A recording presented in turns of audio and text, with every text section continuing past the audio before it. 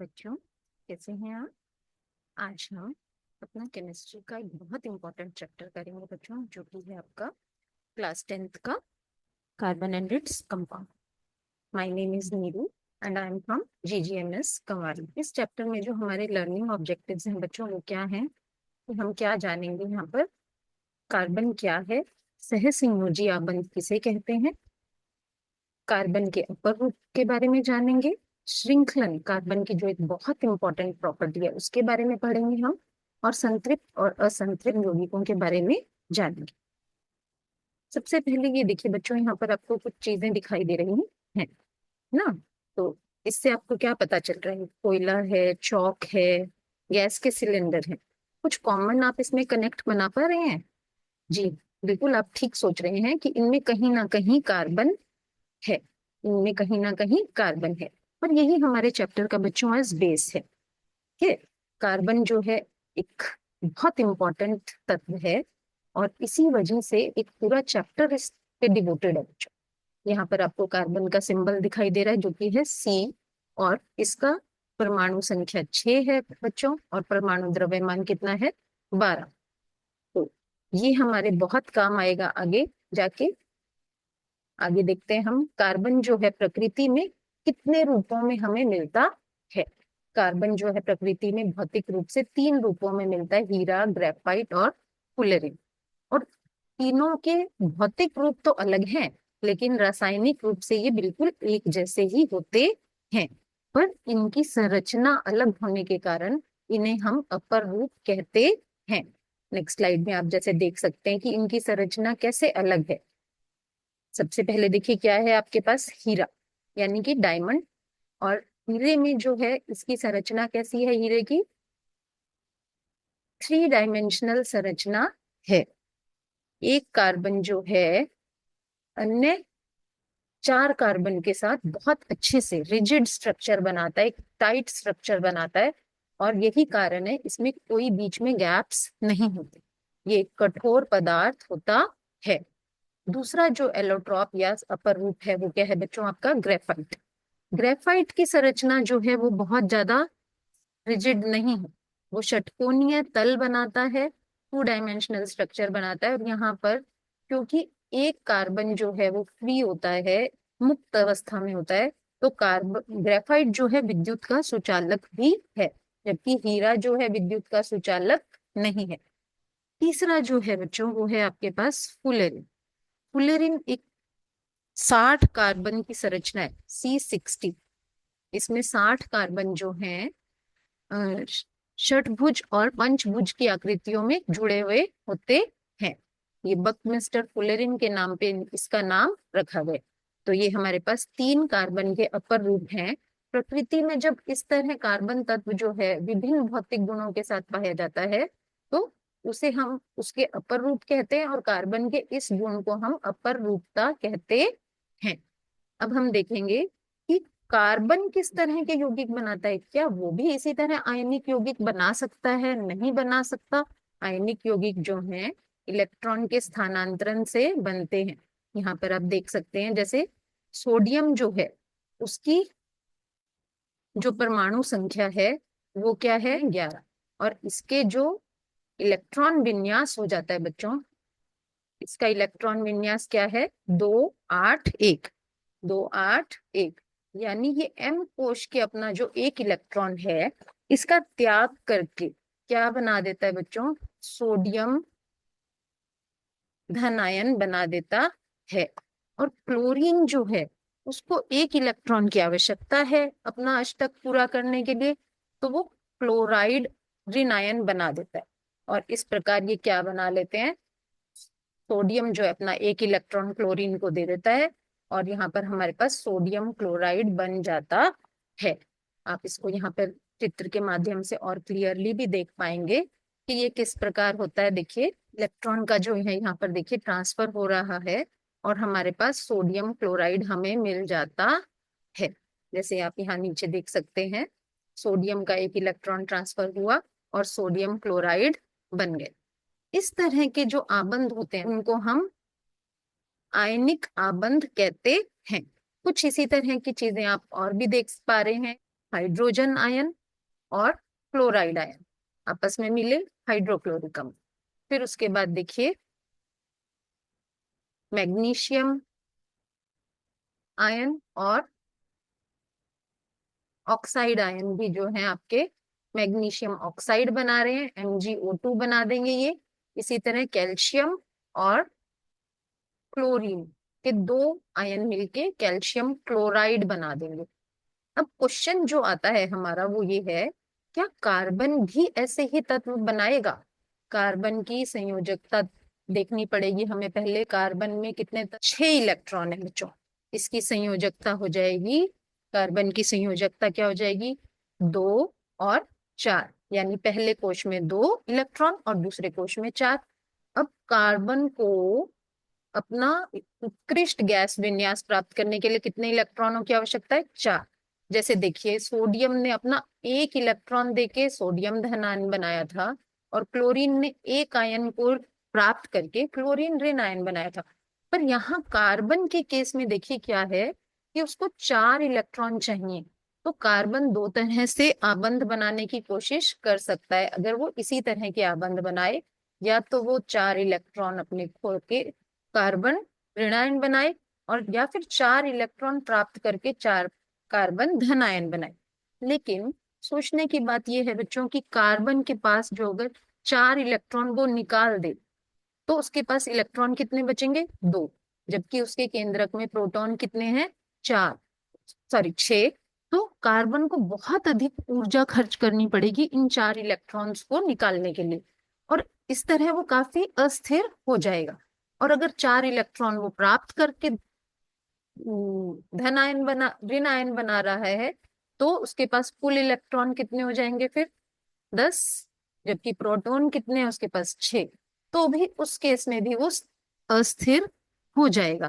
तो वो ऐसा नहीं करता। इसलिए तो कार्बन किस तरह के आबंध बनाएगा फिर, कार्बन दूसरी तरह के आबंध बनाता है। अब कार्बन पे जाने से पहले हम थोड़ा सा एक बार यहाँ पर देख लेते हैं कि और भी ऐसे कुछ तत्व हैं जो इस तरह के आबंध बनाते हैं। इस तरह के जो आबंध हैं उनका नाम क्या है, सहसंयोजी आबंध। यहाँ पर इलेक्ट्रॉन का स्थानांतरण नहीं हो रहा बच्चों। आप देखें कि इलेक्ट्रॉन का स्थानांतरण नहीं हो रहा, बल्कि इलेक्ट्रॉन की क्या हो रही है, यहाँ पर साझेदारी हो रही है।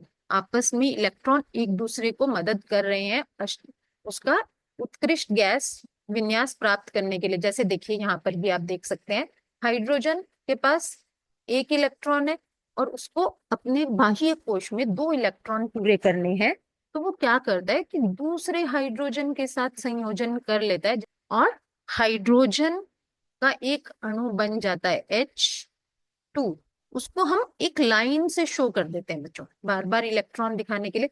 और हम इस तरह के आबंध को जब हम एक लाइन ड्रॉ कर रहे हैं, हम इसको एकल आबंध कहते हैं। तो इस तरह के आबंध जहां पर कि इलेक्ट्रॉन की साझेदारी होती है, ना कि स्थानांतरण, हम उसे क्या बोलते हैं बच्चों, कोवेलेंट बॉन्ड या सहसंयोजी आबंध बोलते हैं। दो युग्म अगर इलेक्ट्रॉन की साझेदारी करेगा तो उसका नाम क्या होगा। देखिए ऑक्सीजन में क्या है, हाइड्रोजन में 1 इलेक्ट्रॉन की साझेदारी हो रही थी, यहाँ पर 2 पेयर जो है इलेक्ट्रॉन की साझेदारी कर रहे हैं, ऑक्सीजन का एक अणु बना रहे हैं। आपको स्पष्ट यहाँ पर दिखाई भी दे रहा है कि 2 पेयर की साझेदारी हो रही है, तो हम यहाँ पे डबल बॉन्ड इसको बोलते हैं। और इसको लिखेंगे कैसे हम, O2।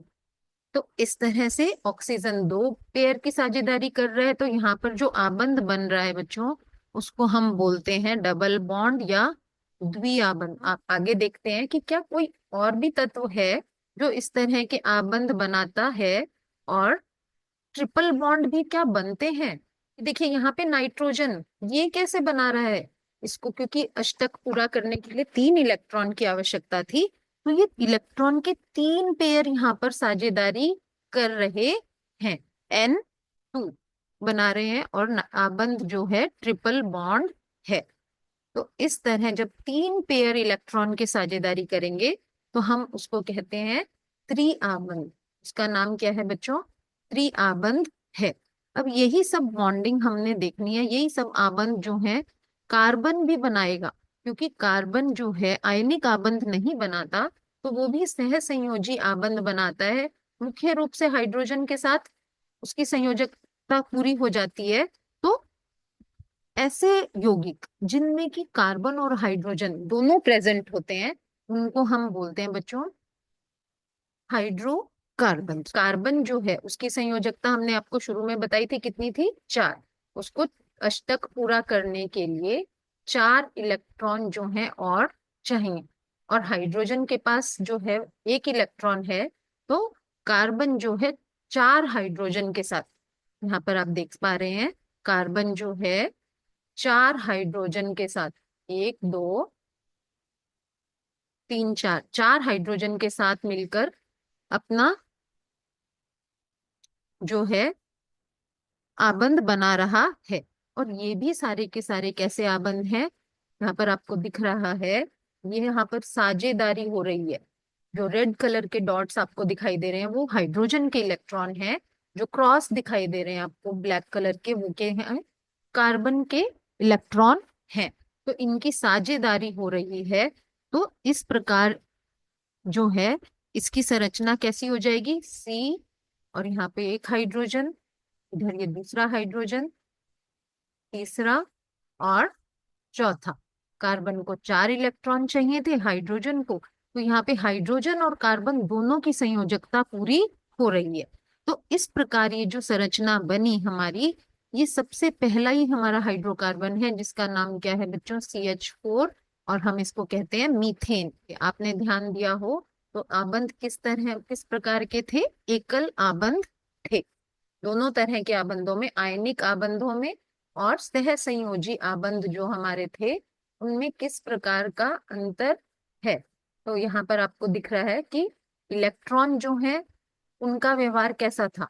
इलेक्ट्रॉन जो है आयनिक आबंध में तो इलेक्ट्रॉनों का क्या हो रहा था? स्थानांतरण हो रहा था। जबकि सह संयोजी जो आबंध हैं वो क्या कर रहे थे? इलेक्ट्रॉनों की साझेदारी कर रहे थे। दूसरा है इनका निर्माण। इसमें आपने देखा जैसे आयनिक आबंध में एक धातु थी जैसे सोडियम, एक क्लोराइड, तो अधातु। ये दोनों ही अधातुओं के बीच में, जैसे कार्बन और हाइड्रोजन CH4 हमारा। इसके बाद है कि जो हमें मिले वो हमने पीछे मैंने आपको बता दिया, सोडियम और क्लोराइड यौगिक हमें प्राप्त हुए। इसके बाद है विद्युत की चालकता और कुचालकता। आयनिक यौगिक जो देखो बच्चों आयन बनाते हैं, सोडियम आयन, क्लोराइड आयन, तो आयन जब भी बनेंगे तो वो विद्युत के चालक होते हैं। जबकि आपने देखा कि कार्बन के जितने यौगिक हैं जैसे हीरा है, वो विद्युत का चालक नहीं है। यहाँ पर ग्रेफाइट आपके लिए, पहले हम उसको एक्सेप्शन की तरह पढ़ते थे, लेकिन अब आपको पता चल गया क्योंकि ग्रेफाइट में एक फ्री इलेक्ट्रॉन है तो वो विद्युत का चालन करता है। लेकिन आम तौर पर यहाँ लिखा है, आम तौर पर जो है आयनिक वो सह संयोजी जो यौगिक हैं आपके, वो विद्युत का चालन नहीं करते। अगला जो हमारा पॉइंट है भौतिक अवस्था में। अब आप देखिए सोडियम क्लोराइड आपने देख ही रखा है कैसा होता है, ठोस क्रिस्टल जैसे इनकी संरचना होती है।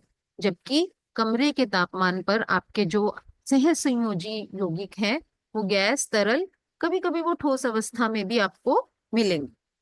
नेक्स्ट पॉइंट है हमारा क्वथनांक और गलनांक। आयनिक यौगिकों के जो क्वथनांक होते हैं बच्चों, वो मजबूत आकर्षण के कारण बहुत अधिक होते हैं। जैसे आपको मैं बताती हूँ, सोडियम क्लोराइड का ही अगर हम ले, तो सोडियम क्लोराइड का गलनांक जो होता है 1074 केल्विन है। और इसका जो क्वथनांक है वो भी बहुत ज्यादा है, 1686 केल्विन है। जबकि आयनिक यौगिकों की तुलना में सह संयोजी यौगिक जो हैं उनके गलनांक और क्वथनांक बहुत कम होते हैं। जैसे अगर हम मीथेन का उदाहरण ले तो उसका गलनांक केवल 90 केल्विन है, जबकि उसका क्वथनांक जो है 111 केल्विन है। तो कंपैरेटिवली ये बहुत कम होते हैं। इनकी अगर मजबूती की बात करें तो आयनिक यौगिक काफी मजबूत होते हैं इनके बीच में, क्योंकि बहुत मजबूत आबंध होते हैं। जबकि जो हमारे सह संयोजी आबंध वाले यौगिक हैं उनके बीच में, अणुओं के बीच में तो प्रबल आबंध होता है, लेकिन आपस में दूसरे यौगिकों के साथ या दूसरे अणुओं के साथ उनके जो आबंध होते हैं, उनका जो बल है वो बहुत कमजोर होता है। के अगला जो टॉपिक है हमारा, वो क्या है बच्चों? देखो, कार्बन यौगिक जो होते हैं, कार्बन जो है वो इतने रूपों में क्यों पाया जाता है?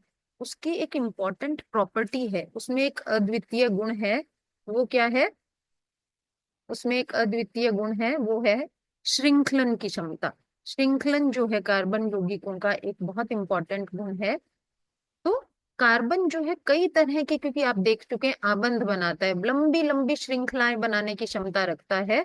अद्वितीय क्षमता देखो जिसको कहते हैं, एकल आबंध, द्विआबंध, यहाँ पर आपको दिख रहा है स्क्रीन पे, एकल आबंध, द्विआबंध, त्रिआबंध बना सकता है। और इसके अलावा और भी कई तरह की संरचनाएं, जैसे कि लंबी श्रृंखलाएं, वलय रूपी श्रृंखलाएं, जैसे देखिए यहाँ पर आप देख पा रहे हैं, शाखित संरचना बना रखी है कार्बन यौगिक ने, जिसका नाम क्या है? ब्यूटेन। और इसी तरह और भी कई तरह की संरचनाएं, जैसे देखिए जहां पर वलय रूपी, वलय का मतलब होता है रिंग शेप्ड स्ट्रक्चर, जैसे यहाँ पर आपको दिख रहा है साइक्लोहेक्सेन। हेक्सेन का मतलब है बच्चों ऐसी संरचना जिसमें कि 6 कार्बन हो। कार्बन की संख्या यहाँ पर आपको 6 दिखाई दे रही है, और ये किस तरह से व्यवस्थित है? एक रिंग के रूप में। इसको हम कहते हैं वलय, वलय रूपी या रिंग शेप्ड स्ट्रक्चर। तो वलय रूपी संरचना है यहाँ पर। तो इस तरह के भी कार्बन जो है वो यौगिक बनाता है। इस यही कारण है कि कार्बन की प्रकृति में बहुत थोड़ी मात्रा है, पर इसके जो यौगिकों की संख्या है ये कई रूपों में पाया जाता है। क्योंकि इसमें एक बहुत इंपॉर्टेंट चीज आप पढ़ चुके हैं, कार्बन की परमाणु संख्या। कार्बन के जो बाह्य कोश में 4 इलेक्ट्रॉन है, वो अन्य तत्वों के साथ संयोजन करने में इसको मदद करते हैं। अब एक संरचना ये और आ गई आपके सामने, इसका नाम है बच्चों बेंजीन। ये बहुत इंपॉर्टेंट एक औद्योगिक विलायक होता है। और यहाँ पर जो आपको संरचना दिख रही है, ये आपको ऐसे लग रहा होगा कि यहाँ तो कार्बन दिखाई भी नहीं दे रहे आपको, फिर ये कैसी संरचना है? तो इसकी संरचना मुख्य रूप से देखिए कैसी है, कि इसमें डबल बॉन्ड, एक सिंगल बॉन्ड, फिर द्विआबंध, फिर सिंगल, फिर डबल, इस तरह से 6 कार्बन जो हैं इस तरह व्यवस्थित हैं इसमें, कि एक द्विआबंध, एक त्रिआबंध, एक एकल आबंध है। तो इसको हम इस तरह भी लिख सकते हैं। आपको बुक्स में ऐसा भी लिखा मिलेगा, ये सभी बेंजीन के ही रूप हैं। यानी कि हर कॉर्नर जो है इसका एक कार्बन रिप्रेजेंट करता है। तो ये भी एक कार्बन की देखिए क्षमता है कि वो इस तरह की भी संरचनाएं बनाने में की क्षमता रखता है। कार्बन के इस गुण को हम श्रृंखलन कहते हैं। पेपर में अगर आपको क्वेश्चन मिले कि कार्बन के इतने अधिक यौगिक क्यों बनते हैं, तो एक इंपॉर्टेंट प्रॉपर्टी यहाँ पर उसकी यही है, श्रृंखलन। और दूसरी प्रॉपर्टी उसकी चतुसंयोजकता, यानी उसमें उसकी जो संयोजकता 4 है, वो उसको मदद करती है इतने सारी यौगिक बनाने में। नेक्स्ट जो हमारा टॉपिक है बच्चों, वो है संतृप्त और असंतृप्त कार्बन। अब यहाँ पर आप फिर देख रहे हैं कि आपको एकल आबंध वाले कार्बन दिखाई दे रहे हैं, कार्बन यौगिक जिनमें कि केवल एकल आबंध होता है। आप यहाँ पर देख रहे हैं, मैंने यहाँ पर 3 आपको कार्बन दिखाई दे रहे हैं, 3 संरचनाएं दिखाई दे रही है, मुख्य रूप से 2 कार्बन वाली, 3 कार्बन वाली, और सभी में एकल आबंध है। तो ऐसे कार्बन यौगिक जिनमें केवल एकल आबंध होता है, उन्हें हम क्या कहते हैं? संतृप्त हाइड्रोकार्बन कहते हैं। और इसके अलावा अगर मान लो डबल बॉन्ड या ट्रिपल बॉन्ड आ रहा है, द्विआबंध या त्रिआबंध, यहाँ पर आप देख पा रहे हैं, जैसे यहाँ पर 2 शब्द आपके इंपॉर्टेंट हैं, द्विआबंध या त्रिआबंध होगा, तो उनको हम अनसैचुरेटेड या असंतृप्त कार्बन यौगिक बोलते हैं। सैचुरेटेड कार्बन यौगिक है, इनका एक नाम और है बच्चों, उनको हम बोलते हैं एल्के। और द्विआबंध और त्रिआबंध वाले जो होते हैं, उनका नाम क्या होता है? वो एल्कीन और एल्काइंस। नेक्स्ट जो टॉपिक है बच्चों, वो हमारा है संरचनात्मक समावयन। अब आप ये देखिए कि कुछ ऐसे भी हमारे पास तत्व हैं जो जिनका फॉर्मूला तो हमेशा सेम रहता है। अब जैसे हम ब्यूटेन की बात कर रहे हैं यहाँ पर, ब्यूटेन एक ऐसा हाइड्रोकार्बन है जिसमें कि 4 कार्बन होते यहाँ पे देखिए 1, 2, 3 और 4, इनकी जो हम संयोजकता है हाइड्रोजन से पूरी कर लेंगे। आपको ये ध्यान रखना है कि हर बार जब आप संरचना बनाएंगे तो हर कार्बन के साथ 4 इलेक्ट्रॉन होने चाहिए। जैसे देखिए 1, 2, 3 और 4, तो ये 4 इलेक्ट्रॉन से इसकी संयोजकता पूरी हो रही है। इसी प्रकार सारे। तो अब यहाँ पर फॉर्मूला देखिए क्या है आपका। C4, कार्बन कितने हैं? 4। और हाइड्रोजन अगर आप काउंट करेंगे तो हाइड्रोजन कितने हैं? 10। और इसका फॉर्मूला ऊपर आपको लिखा हुआ भी दिखाई दे रहा है, CH3 तो इसको हम सीधी श्रृंखला में, हमने सीधी लाइन में हमने 4 कार्बन को लिखा। इसका नाम होता है बच्चों एन ब्यूटेन। और अगर हम इसको इस तरह की संरचना दे दे, यानी कि एक शाखित संरचना, यहाँ पे एक कार्बन मैंने सीधा ना लिखा और ऊपर इसको यहाँ पर लगा दिया, तो इसका नाम बदल जाता है, थोड़ा सा आइसोब्यूटेन हो जाता है। लेकिन आप ये ध्यान रखें कि चाहे एन ब्यूटेन है चाहे आइसोब्यूटेन है, दोनों में ही कार्बन की संख्या कितनी है? 4 है। हाइड्रोजन की संख्या कितनी है? 10 है। C4H10 ही है। तो ऐसी संरचना समान सूत्र वाले, फॉर्मूला तो कितना रहा? C4H10 रहा। तो समान सूत्र वाले जो हमारे पास ऐसे हाइड्रोकार्बन हों जिनमें की फॉर्मूला सेम है, लेकिन उनकी संरचना हम अलग अलग बना सकते हैं। जैसे अगर आप पेंटेन की बात करेंगे तो पेंटेन इसका अगला जो है, पेंटेन में कितने कार्बन है? 5 कार्बन है। तो उसकी अगर हम बात करेंगे तो उसकी आप कई संरचनाएं बना सकेंगे, 3 संरचनाएं कम से कम आप उसमें बना सकेंगे। आप ट्राई कीजिए उसको। C5H12 उसका फॉर्मूला है और आप उसकी संरचनाएं बनाकर देखिए कॉपी में। तो इस तरह का जो कार्बन का गुण है, इसको बोलते हैं बच्चों संरचनात्मक समावयन। अब हमने जो टॉपिक्स कर लिए उनको हम एक बार दोबारा से रिवाइज कर लेते हैं। हमने पढ़ा कि कार्बन की संयोजकता 4 होती है। ये अपने अन्य तत्वों के साथ सह संयोजी आबंध बनाता है। कार्बन के अपर रूप जो है वो क्या थे? हीरा, ग्रेफाइट और फुलेरिन। कार्बन का एक मुख्य गुण श्रृंखलन के बारे में हमने पढ़ा। और हमने ये पढ़ा कि कार्बन के यौगिक जो है एकल, द्वि या त्रिआबंध होते हैं। एकल आबंध को हम संतृप्त यौगिक कहते हैं। द्वि और त्रि आबंध बनाने वाले यौगिकों को हम असंतृप्त कार्बन यौगिक कहते हैं। तो इसके बाद आपके लिए कुछ क्वेश्चंस हैं बच्चों होमवर्क के लिए, आप इनको जरूर ट्राई करें, कॉपी में लिखें और अपने टीचर से चेक करवा सकते हैं। आप कमेंट करके आप मुझे भी बता सकते हैं अगर आपको कहीं कोई समस्या आ रही है तो। थैंक यू बच्चों।